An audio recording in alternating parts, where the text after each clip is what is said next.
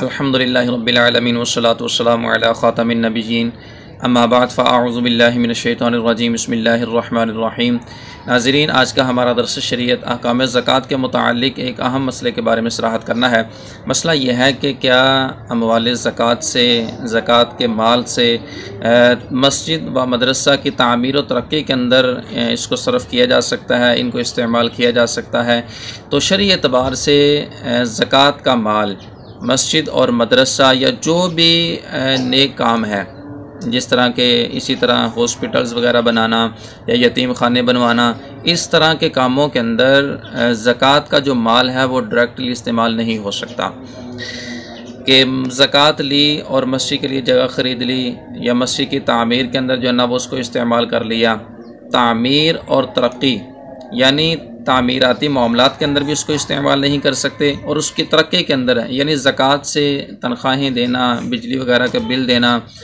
جو ہے نا وہ اس کی بہتری کے لیے جو ہے نا وہ زکوٰۃ کو صرف کرنا، تو یہ شرعی اعتبار سے درست نہیں ہے۔ چاہے مسجد ہو، مدرسہ ہو، ڈائریکٹ جو ہے زکوٰۃ ان کاموں کے اوپر استعمال نہیں ہو سکتی۔ اگر کوئی شخص اس طرح کا کام کرتا ہے، زکوٰۃ کو مدرسے کی بلڈنگ کے اوپر استعمال کرتا ہے، مدرسے کے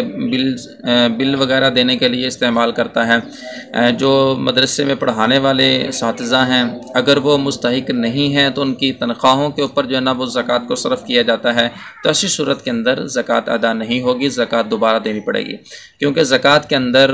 علماء نے صراحت فرمائی ہے وہ رکنھا التملیک، کہ زکوٰۃ کا جو رکن ہے وہ مالک بنانا ہے، شرعی فقیر کو زکوٰۃ کے مال کا مالک بنانا۔ تو جب تک یہ نہیں پایا جاتا اس وقت تک زکوٰۃ بھی ادا نہیں ہوگی۔ اور قرآن کے اندر بھی اللہ تعالیٰ نے صراحت کے ساتھ فرمایا ہے اقیموا الصلاۃ وآتوا الزکاۃ، زکوٰۃ کو ادا کرو۔ اعطاء زکوٰۃ اس کے اوپر عمل ہی تب ہوگا جب اگلا بندہ جو ہے نا اس کے اوپر قبضہ کرے گا، اس چیز کا مالک بنے گا۔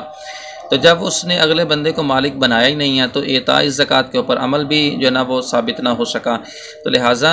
ان کاموں کے اندر ڈائریکٹ زکوٰۃ صرف نہیں ہو سکتی۔ اگر کوئی شخص جو ہے نا وہ مسجد یا مدرسے کی تعمیر و ترقی کے لیے زکوٰۃ صرف کرنا چاہتا ہے تو اس کا جو ہیلہ شریعت نے بیان کیا اس کے مطابق عمل کرے، کسی شرعی فقیر کو اس زکوٰۃ کے مال کا مالک بنائے، اور وہ قبضہ کرنے کے بعد اپنی مرضی کے ساتھ، اپنی رضامندی کے ساتھ اس زکوٰۃ کے مال کو مسجد کی تعمیر و ترقی میں استعمال کر دے، مدرسے کی تعمیر و ترقی میں استعمال کر دے، معلمات یا معلمین کی تنخواہوں کے اندر اس کو استعمال کر دے، تو پھر شرعی اعتبار سے اس کے اندر کوئی قباحت نہیں ہوگی۔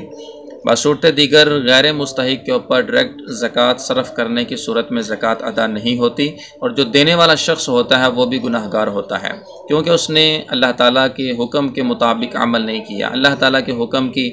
جو اللہ نے فرمایا ہے اقیموا الصلاۃ وآتوا الزکاۃ، اعطاء زکوٰۃ کے اوپر اس نے عمل نہیں کیا، اس وجہ سے وہ شخص گناہ گار ہو رہا ہے۔ اللہ تعالیٰ ہم سب کو شریعت مطہرہ کے مطابق عمل کی توفیق عطا فرمائے، اپنے زکوٰۃ کے اموال کو صحیح مصرف میں، صحیح جگہ میں استعمال کرنے کی توفیق عطا فرمائے۔ اور جتنے بھی ناظرین سن رہے ہیں سب سے اس حوالے سے میں گزارش کروں گا بحمداللہ تعالیٰ، ادارہ ریاض الجنہ کے تحت جو ہے وہ جامعہ کا بھی سلسلہ ہے، دینی تعلیم و ترقی کا بھی سلسلہ ہے، مدارس کا بھی سلسلہ ہے، تو آپ تمام احباب کوشش فرمائیں، اگر آپ چاہتے ہیں کہ آپ کی زکوٰۃ شریعت کے مطابق جو ہے وہ ادا ہو اور مستحقین کے اوپر صرف ہو، دینی طلباء کے اوپر صرف ہو جو واقعی مستحق ہیں، اور شرعی طریقہ کار کے مطابق صرف ہو، تو آپ جو ہے وہ اس حوالے سے ہم سے رابطہ کر سکتے ہیں۔ یہ اسکرین کے اوپر بھی انشاءاللہ نمبر چل رہا ہے، ڈسکرپشن کے اندر بھی دے دوں گا اس حوالے سے۔ تمام احباب کوشش فرمائیں کہ جو اپنی زکوٰۃ ہے وہ ادارہ ریاض الجنہ کے پلیٹ فارم کے اوپر جمع کروائیں، تاکہ آپ کی زکوٰۃ جو ہے وہ دینی تعلیم و ترقی کے اوپر صرف ہو سکے اور آپ کے لیے حقیقی معنوں میں صدقہ جاریہ بن سکیں۔ اللہ تعالی ہم سب کو شریعت مطہرہ پر عمل کی توفیق دے، آمین بجاہ النبی الامین صلی اللہ علیہ وسلم۔